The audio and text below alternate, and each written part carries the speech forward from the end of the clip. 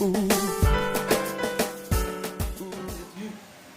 le domaine de la santé émotionnelle, le domaine de la santé physique, le domaine des finances, le domaine de nos finances, le domaine des relations sociales, le domaine professionnel.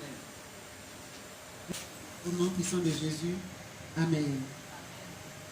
Alors pour mémoire, je vais rappeler que ça fait un temps déjà que nous sommes sur l'importance de rendre grâce. L'importance de rendre grâce. Dimanche dernier, nous avons vu les avantages de rendre grâce à Dieu. Ceux qui étaient là s'en souviennent. Aujourd'hui, nous allons voir les ennemis du culte d'action des grâces. Je voudrais juste vous rafraîchir la mémoire pour dire que pour Dieu, on doit rendre grâce plus qu'on ne prie. On doit le louer plus qu'on ne prie. Donc vous voyez un peu la dimension. À cause de ça, Satan va venir attaquer.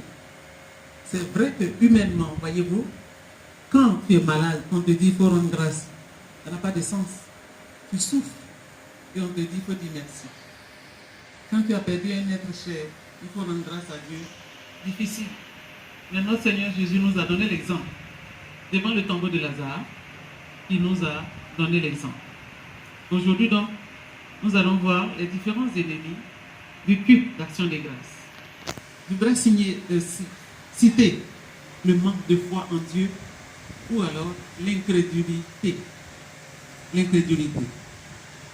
Voyons dans Marc 4, verset 39 à 40, ce que le Seigneur nous dit là-bas. Jésus était sur le bateau avec ses disciples. Un grand vent s'est levé et lui, il dormait. Les disciples étaient paniqués, il s'est réveillé et il a commencé à les gronder. Jésus s'étant réveillé, menaça le vent, il dit à la mer, « Silence, tais-toi » Et le vent cessa et il eut un grand calme, puis il leur dit, « Pourquoi avez-vous si peur? Homme, comment n'avez-vous pas manifesté la foi? Pourquoi avez-vous si peur? Mais comment se fait-il que vous n'avez même pas pu manifester la foi? » Jésus est le chef de la foi, le consommateur de la foi. Il s'étonne que dans ces circonstances, la foi est absente. Que Dieu nous aide. Que Dieu nous aide.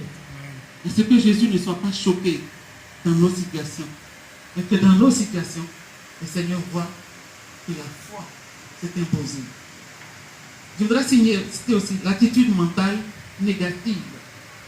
Ah, ça c'est un grand paquet. Dedans, je peux mettre ce qu'on appelle l'amertume. Dedans, je peux mettre aussi le doute.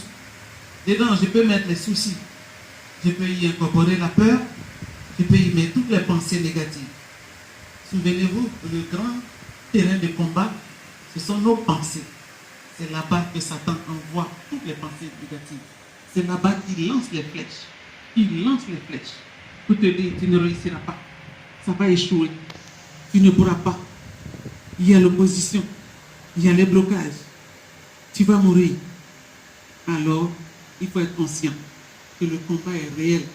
Et donc, se positionner pour rejeter avec la dernière énergie tout ce qui vient de Satan n'est pas de Dieu dans nos pensées. Alors, regardons à Philippiens 4, le verset 6 à 7.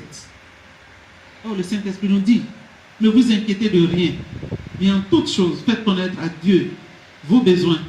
Comment? Par des prières, des supplications, avec des actions de grâce.